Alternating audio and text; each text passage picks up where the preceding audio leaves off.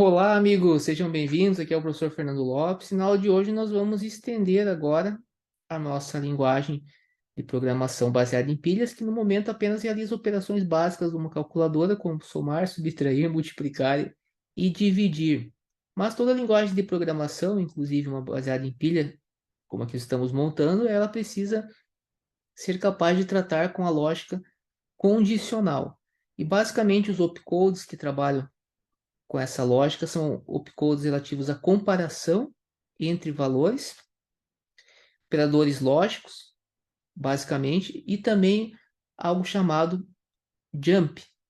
Tem o jump I, são dois operadores muito comuns. Na aula de hoje nós vamos ver esses operadores de comparação e na próxima vamos estudar o operador jump, que nós precisamos ter tanto a habilidade de comparar valores, analisar valores, né? Quanto também com base, quando nós temos um if else, por exemplo, com base na satisfação de uma determinada condição, nós temos que ter a capacidade de ir para um novo trecho, um determinado trecho do código, com base no resultado de uma condição anterior, certo? Então, por isso que nós vamos dividir, hoje falar dos operadores de comparação, operadores lógicos, e na próxima aula falarmos da instrução jump, que é muito importante no tipo de linguagem que nós estamos construindo. Então, eu vou compartilhar com vocês aqui a nossa tela. Perfeito? Então, é, hoje nós não vamos perder muito tempo. Por quê? Porque vocês vão ver aqui, salvo a especificidade do operador, dos operadores lógicos, não há nada diferente do que nós já fizemos até o momento. É mais uma repetição, ou seja, é muito mais fácil do que parece. Então aqui nós temos basicamente, no momento, apenas esses opcodes. O que nós vamos fazer aqui apenas agora já colar aqui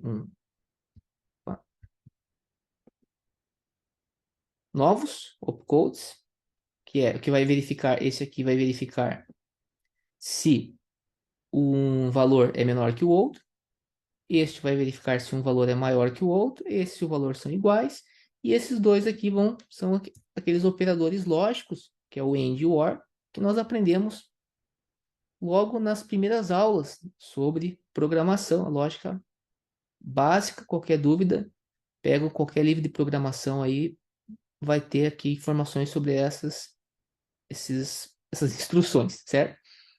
Perfeito. Então, feito isso aqui, observe que também, ó, vamos ter que seguir essa mesma lógica que nós temos aqui no nosso switch case. Nós empilhamos os cases para ficar mais fácil. Vamos ver se vai dar certo aqui a minha colagem já pronta. Não, não deu certo. Tinha meio que deixado separado já para colar para a gente não perder tempo. Mas basicamente aqui, deixa eu pegar aqui, ó. A gente só vai incluir, né, esses novos cases. Deixa eu copiar, para a gente não perder tempo com aquilo que a gente já sabe, né, pessoal? Vamos gastar o nosso tempo com aquilo que a gente não aprendeu ainda, certo? Então aqui, agora, apenas acrescentei, assim como eu já havia feito com os outros, apenas acrescentei esses novos operadores. Aqui continua igual, ó. O que vai acontecer aqui, né? Vai ser feito o pop dos valores, as operações básicas de qualquer stack programming language é push pop. Então vai ser feito pop do valor A, pop do valor B, e aí com base no opcode, if opcode add, vai ser A mais B, if opcode sub, A menos B, e assim por diante. Isso vai acontecer da mesma forma agora com os nossos novos operadores, com uma pequena diferença que nós já vamos falar aqui em termos de sintaxe, que é o uso do operador ternário, mas eu vou explicar para vocês aqui e vocês não vão ter dúvidas. Então observe que agora temos então esses novos opcodes. Aí o result, o que vai acontecer? Se A for menor do que B, e esse operador ternário é esse ponto de interrogação aqui, ó. Basicamente ele vai o quê? Se A for menor do que B, vamos colocar o valor 1. 1 significa verdadeiro, 0 falso. Isso funciona também na linguagem script do Bitcoin, certo? Então, A menos B, se for verdadeiro, 1, o contrário, falso. O greater than aqui é se A é maior do que B. Mesma ideia, A é maior do que B, então 1. Ou, que é esses dois pontinhos aqui, 0, certo? Igual, vai verificar se A é igual a B. Então, isso aqui basicamente verifica A é igual a B, né? If A é igual a B, 1. Else, 0. Tá? E aqui, ele vai verificar se o AND e o OR são dois operadores lógicos, né? Caso você tenha alguma dúvida, nós vamos revisar isto, porque isso é bem básico, certo? Ele vai aí, né? Resultado, colocar o resultado A e B, A ou B. Nós vamos ver já na prática, não vai ter dúvida, certo? E apenas isso, por quê? Porque nós já montamos a nossa estrutura switch case aqui, com essa técnica aqui, né? Empilhando os cases. Então, ou seja, isso já tornou o código muito mais enxuto, conforme nós já falamos, do que ficar repetindo, por exemplo, para cada uma das instruções específicas. Certo? Então, o que a gente vai fazer aqui agora é... Vamos descomentar aqui o teste. Na verdade, depois a gente vai fazer um teste usando o jest. Aqui é apenas algo mais básico, né? Só para a gente ver agora.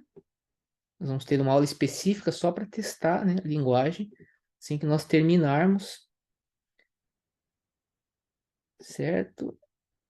E a última aqui, que é o OR, já está pronto ali já para testar a parte do jump, que é bem legal, é um pouquinho mais complicadinho do que até então, basicamente, o que a gente viu até agora é muita repetição, né? Aqui. Certo? Então agora vamos lá compartilhar a tela vamos precisar agora testar, né? Então vamos precisar ir lá para a nossa linha de comando. Vamos ver aqui.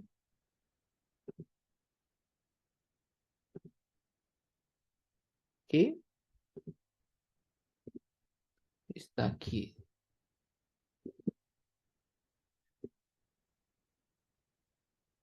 Certo? Então, observe que 3 é menor do que 2? Não. Então, por isso que eu tenho o 0 aqui.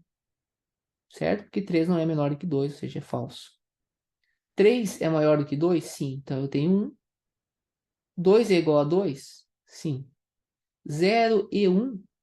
0 e 1 é 0. É falso. Certo? O AND precisa ter os dois, né? Se fosse aqui 1 e 1, por exemplo, aí nós teríamos 1 aqui. Agora, 0 or 1, né? 0 ou 1, aí essa aqui, condição aqui é válida, por isso que é 1. Certo?